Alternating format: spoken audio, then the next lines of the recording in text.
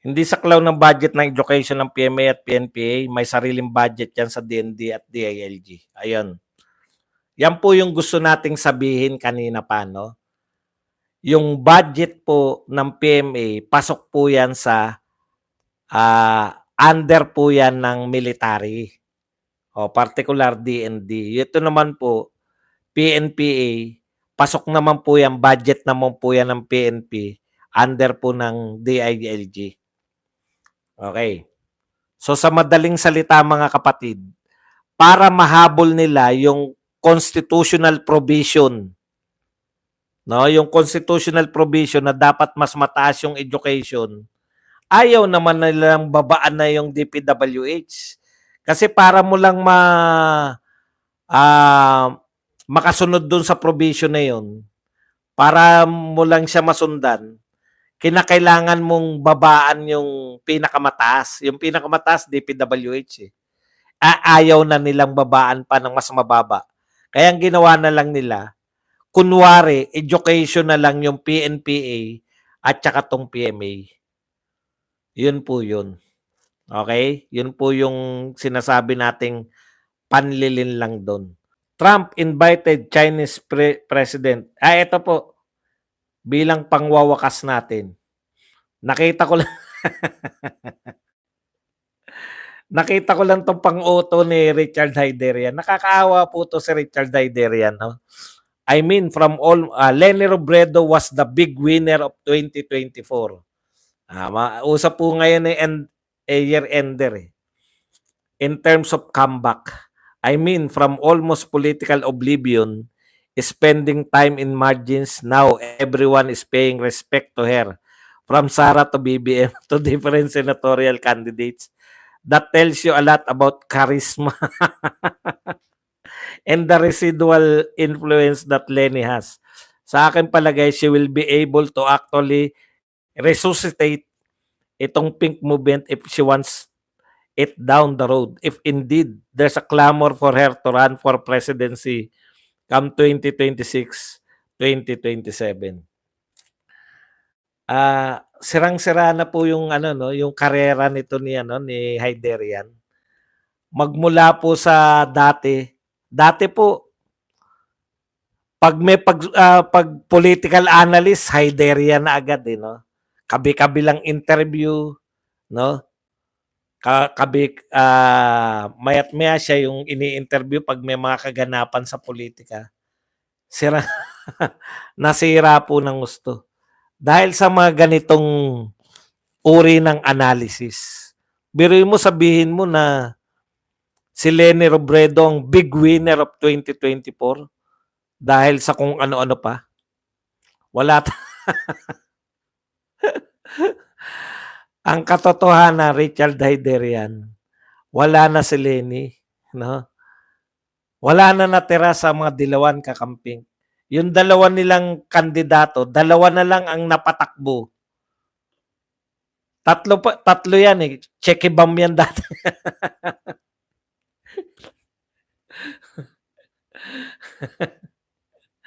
Hindi, pinagtatawanan na lang natin. Pati mga Pulangaw ay malulusaw na rin kalaunan. Correct. Alam niyo po, wala na pong political comeback sa inyo. Sa mga Marcos, sa mga Romualdez, last na po to. Last na po to. Si Derian at Trillanes parehong badingdong. Junior Hello, Chikibam. Iniwan nila si Chick. Rational naman at objective si Yokabab sa sinabi niya. Madalas din natin tinitira yan eh. Di ba? Pag sablay, gurguran time. Lyndon Castillo, malabo yan, kuya, kasi hindi naman asignatory member ng Kangaroo Court na yan ang US. Tama, boss. Yan. Sir Badong, sabi ko na nga, hindi ako nagkamali kay Vice Ganda. Yan. Hopeless case na ang Pinklawan, give up na si Leni, sila pumipitik pa. Putol-putol ang signal. Pasensya na po kayo. Hayderian is the male version of Jam Magno. Magaling sa English but lutang period. Ako nakita ko kagad yan yung giniges yan, Channel 7. Sabi ko, ano ba to? Ano pinagsabi nito? Napakasimple lang ng mga tanong eh. Hindi talaga siya marunong magsuri ng politika.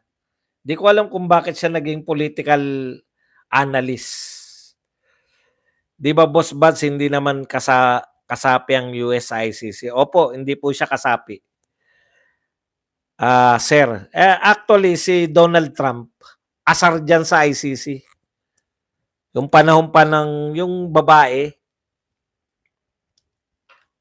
kasi pinaimbestigahan din ng ICC yung kung saan yung pangyari na may nilusob yung US. Bro Mike Cap Elsar. Boss, dalawa na lang pala ang tatakbong pinklawan na senador. Oo. Si Kiko na lang tsaka si Bambam. Ginawa daw conditional yung budget ng Justice Department, Sir Buds. Paano pa sila magiging independent kung wala silang financial independence? Mapalad, mapipila yung justice. Hindi naman po conditional. Ang conditional po yung binigyan po nila na additional condition. Ibig sabihin, nagdagdag po ng mga titingin yung akap. Kasi yun yung inaangal ng mga Pilipino. Hindi nila tinanggal yung akap, pero nagdagdag sila kunwari ng mga taong magpapatupad ng akap. Prime Cielo Magno versus Prime Jam Magno. Sino kaya mananalo, Sir Badong? Alam niyo po, mahirap kalaban yung mga katulad nila Jam Magno. Kasi mahirap po. Mahirap pong kalaban yung mga banban. Makikipagtalo ka sa banban. Mahirapan ka po.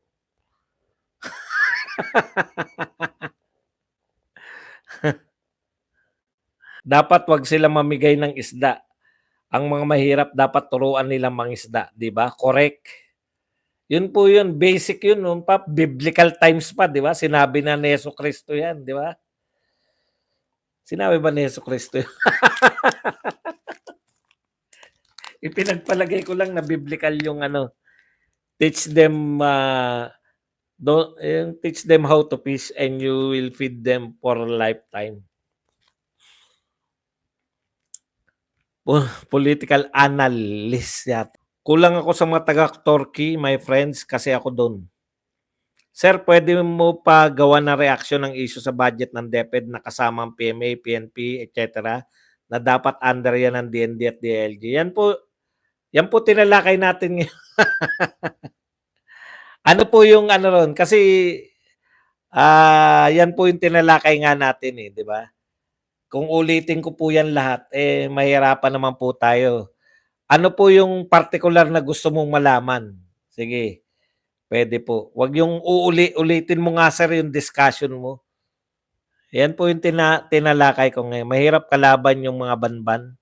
Lumabang ka na sa lasing, wag lang sa banban. Pag mag-change admin, sigurado mag-asylum yung mga buhaya. Actually, sa Chinese proverb. Chinese proverb ba yun? Kala ko biblical yun. Pasensya na po. Ruru, wag na kayo magtalo ni Chrissy Brooks.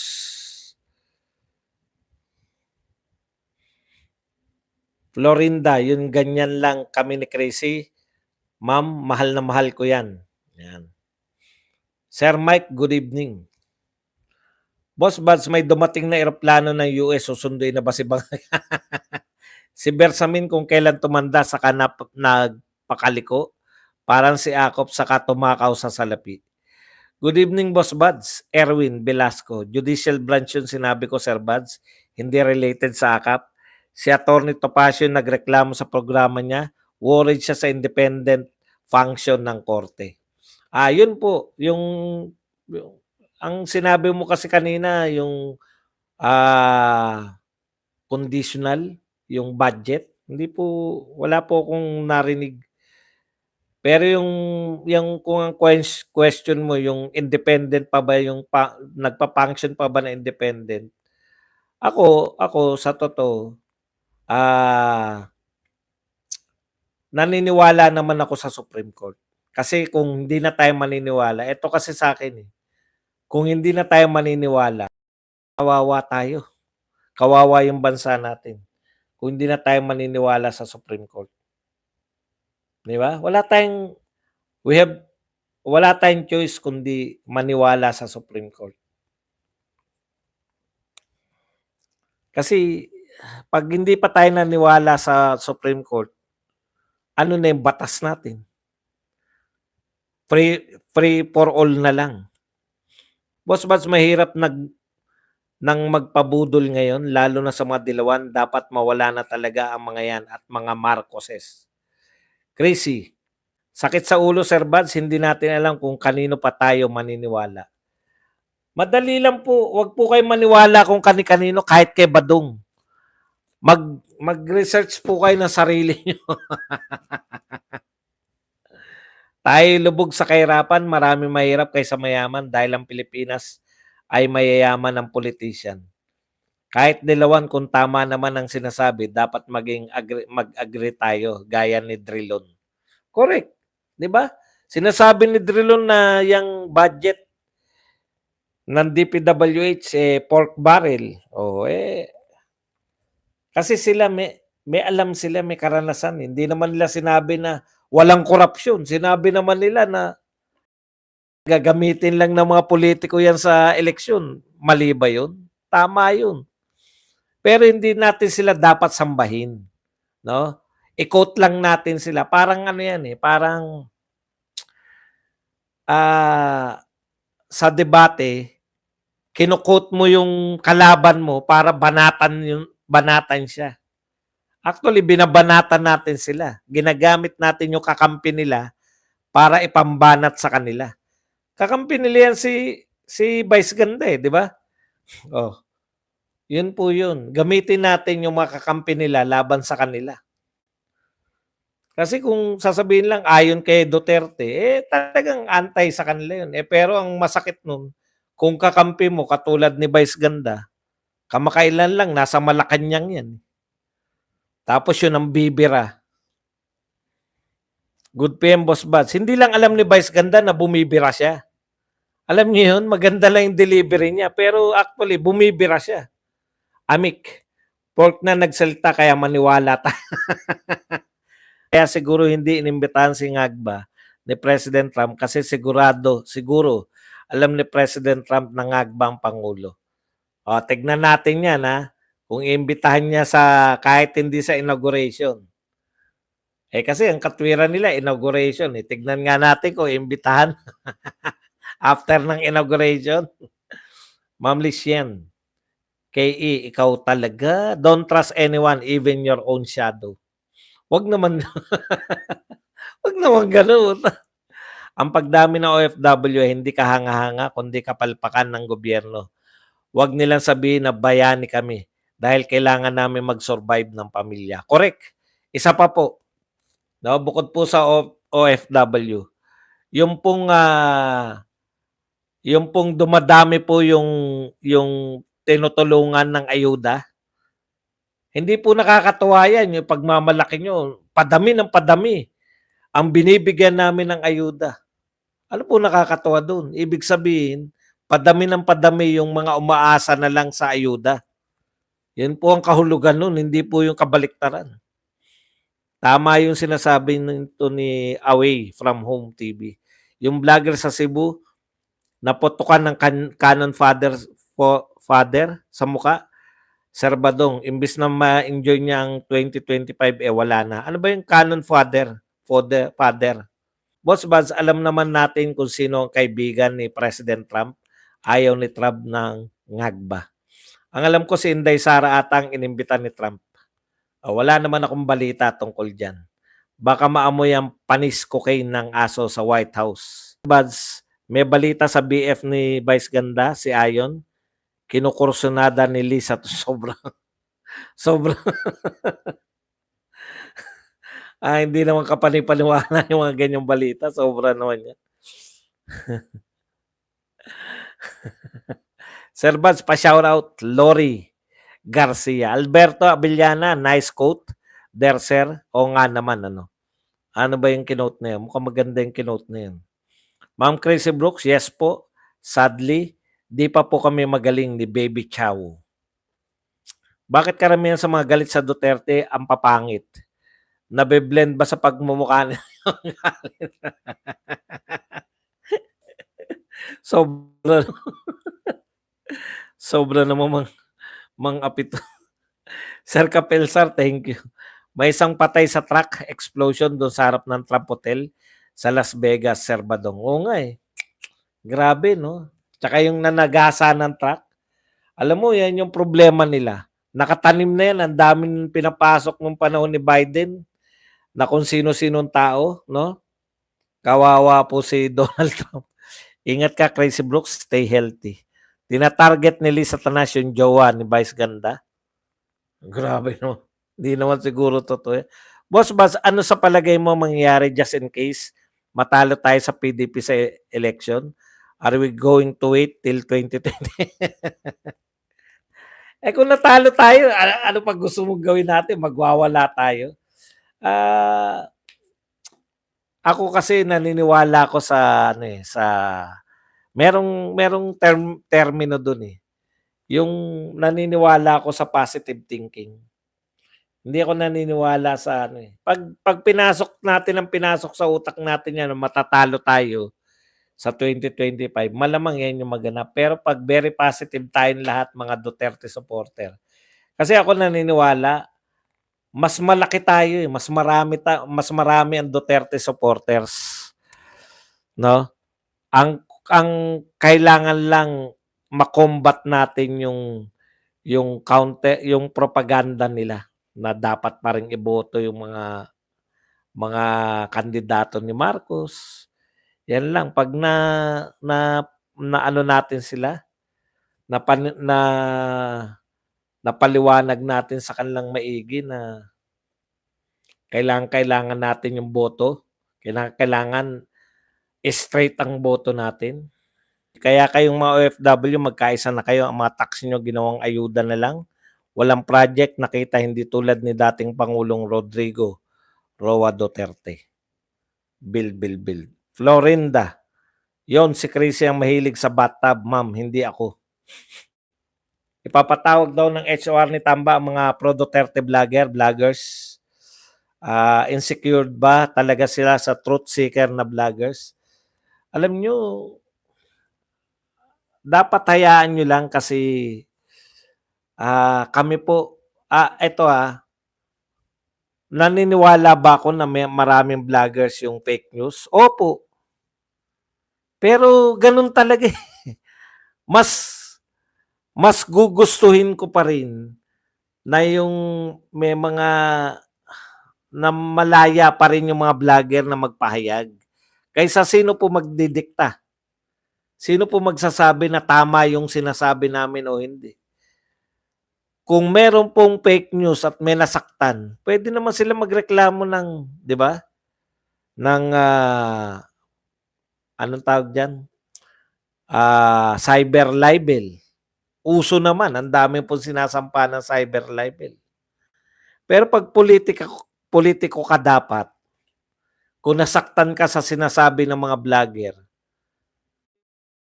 kaya bilib na bilib ako eh. Wala po silang sinasampahan ng cyber libel eh. Siraan mo sila, sasagutin nila. Nung sila'y nasa kapangyarihan, syempre iba na ngayon. Wala na sila sa kapangyarihan, wala na silang hindi na sila pwede yung magpatawag ng press con, may dadalo eh. Alam niyo yun, yung po pagkakaiba eh. Kaya ngayon, pwede na magsampa si Tatay Digong ng mga cyber libel. Pero nung siya presidente, kaya niya na masagutin yan. Lalo na tong gobyerno na to, kontrolado nyo nga media eh. Ang kailangan lang talaga, mag-ingay social media sa mga katiwalian. Correct. Kami po, ginagawa namin yung part namin. Nakita nyo naman, araw-gabi.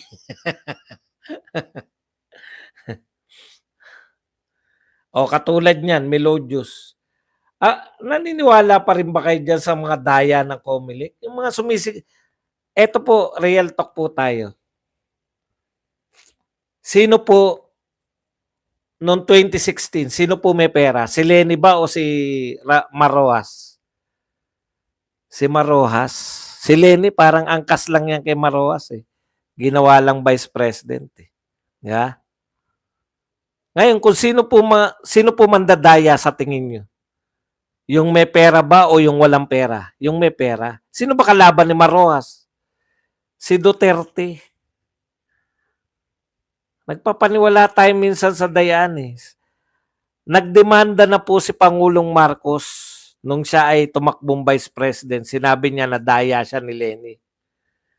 Nagbayad siya. Milyon po ang binayad doon. Tapos, nagbayad siya. Pinabuksan niya yung gusto niyang buksan na balota.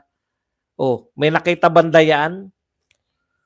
Si Duterte. Ang may pera si Marrojas. Kung may mandadaya, ang dadayain si Duterte. Hindi si Marcos. Ayun naman. Ngayon lang ako nakakita ng buhaya ng manipis balat. Correct. Kaya nga kay buhaya eh. Alam nyo, sa totoo, wag na po tayong, ayan, mga nagpapakalat niya na mandadaya. Eh gusto nyo lang matalo tayo eh. Wag nyo pong problemahin yan kung may dayaan o hindi. Problema na po yan ng mga kandidato natin. Kasi kung sila'y palagay nyo lang totoo ang dayaan, wala ka talagang karapatang mamuno kung nadadaya ka.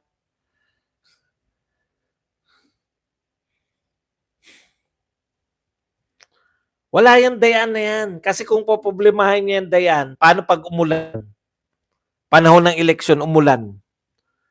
Dahil kinondisyon nyo na yung utak nyo na dadayain lang kami. Tignan nyo umuulan. Hindi na ako boboto. Total, dadayain lang naman kami. Alam nyo yun? Kaya wala kang masakyan. O kaya mahaba pila. Putya, pipila pa ba ako rito? Eh dadayain lang naman kami.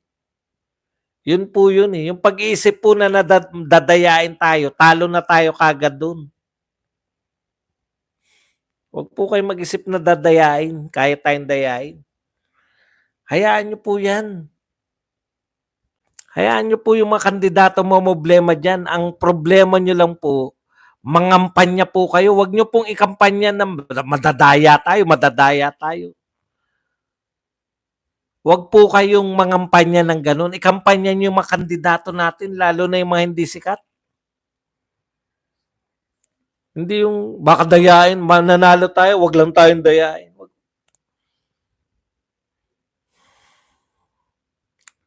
Sila dayain natin. Kay Eric Tulfo, mind conditioner ang ina-apply niya. Tama po kay Sir Buds. Boss Buds, tumaas na naman ang tubig kuryente simula January 1. Pahirap sa mamamayan, BBM government, both straight PDP, mga kabayan. Wala naman talaga kayong panalo. Ha ha ha ha. Wala daw tayong panalo. Hindi pa po natatalo mga Duterte. Sa lahat ng eleksyon eh. Yung mga Marcos po natatalo.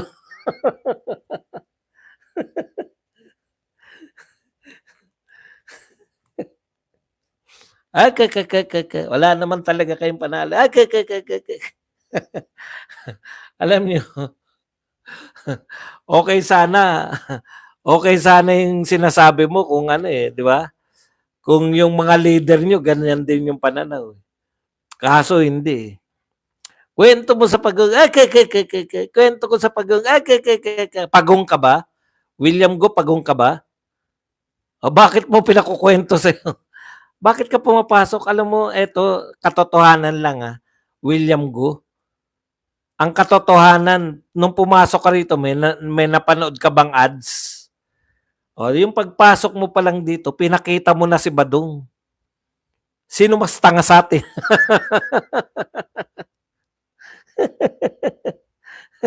Kala mo magagalit mo ko? O ngayon, tanungin mo sarili mo. Sino kaya ang nagago nino? Hindi kita kilala. Kilala mo kung pumasok ka sa akin. Pagpasok mo, may napanood kang commercial. Pinakita mo ko eh. Kala mo ba naasar mo ko? Katunayan, di kita tatanggalin, eh, para hanggang mamaya sumakit yung loob mo, eh. Welcome kayo sa'kin. 'Di ba? Na kumikita ako sa inyo. Kayo, hindi kayo kumikita sa'kin. Tapos ikuwento ko raw sa pagong, "Bakit pagong ka ba?"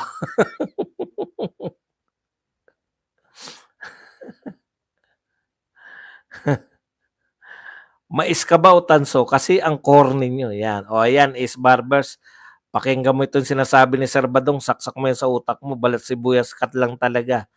At umiiyak ka sa panay mo kay Ted Filon.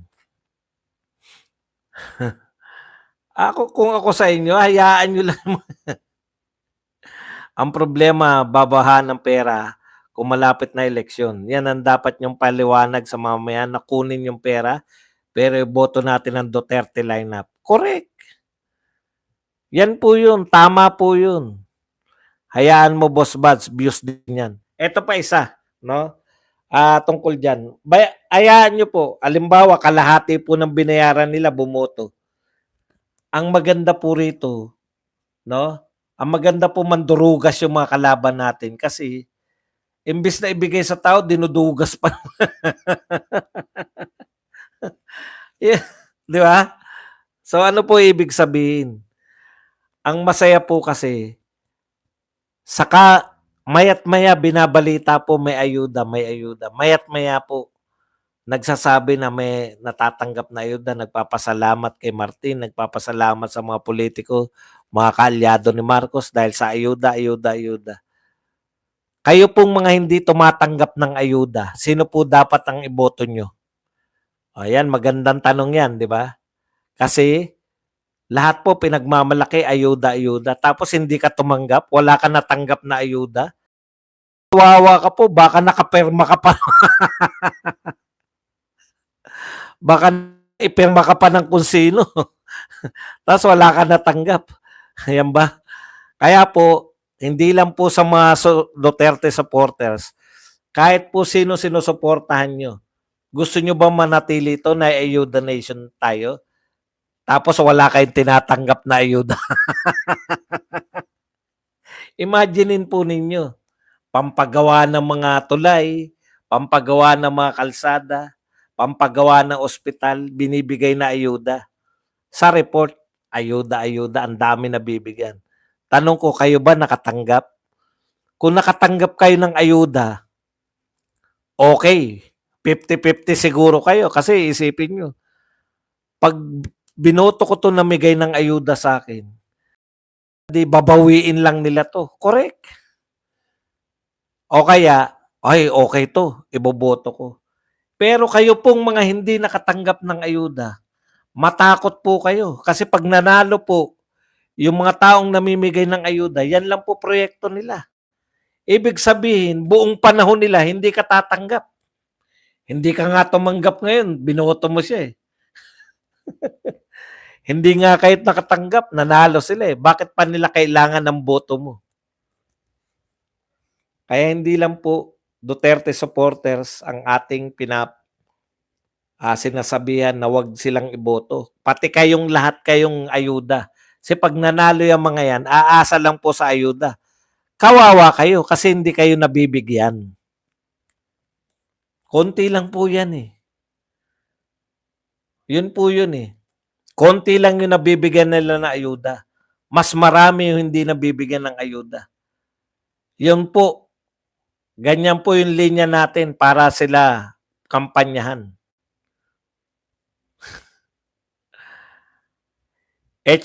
Wag magpabudol. Correct. Tunwari lang yung ayuda pero isang paraan lang yan ng pangungurakot, yung 3/4 nasa bulsa. Pabor nga sa atin yun eh. Kasi maya sila nagsasabi na ayuda. Siguro naman, sa mga hindi nabigyan, hindi nyo na iboboto yung mga nagsabi na namimigay sila na ayuda. Kawawa naman kayo. Kasi kung iboboto nyo pa yan at sila pa rin na mamumuno, ano po ibig sabihin nun? Kung sila pa rin ang mamumuno, yari po kayo. habang sila ang namumuno, wala pa rin kayong ayuda.